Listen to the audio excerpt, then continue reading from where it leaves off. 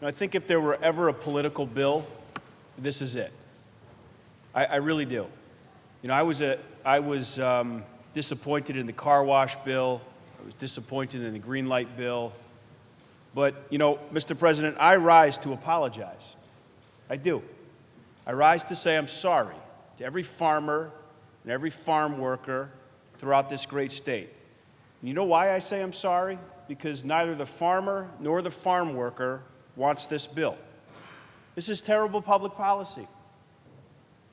This is a travesty.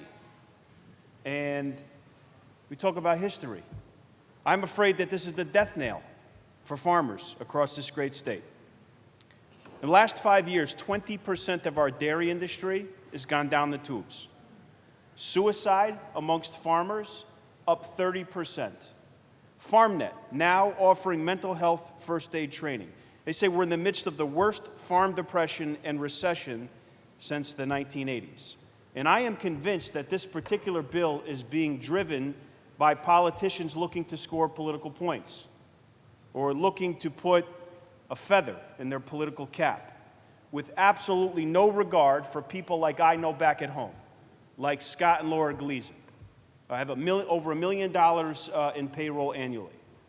Like Judy Whitaker and Scott Whitaker, $500,000 in payroll annually.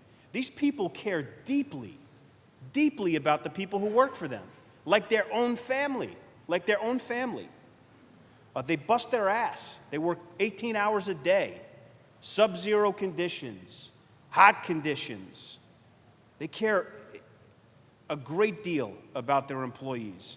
And I think we haven't given the people like Scott and Laura and Judy and Scott just enough regard about how this is going to affect them. The wage board. Let me be clear about the wage board. It's a fraud and it's a farce. Just like the fast food industry wage board that we had. The fix was in long before they ever came up with their number. And my fear is that the fix is in again. I close on this.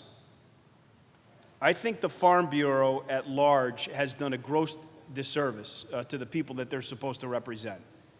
They were incredibly late to the dance on this. Today is the 19th of June, and now is the memo of opposition.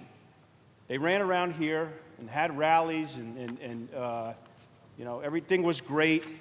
And now, you know, shortly before this bill comes out, the memo of opposition comes out.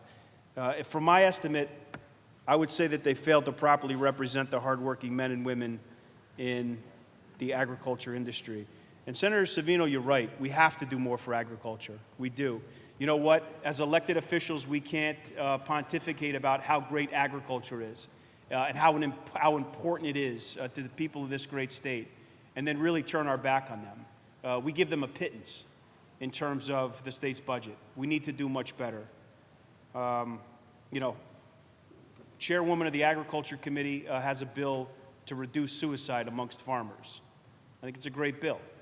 But then we advance a piece of policy like this that I'm afraid is going to affect that 30% of people that I talk about. Mr. President, I'll vote no when it's time. Thank you.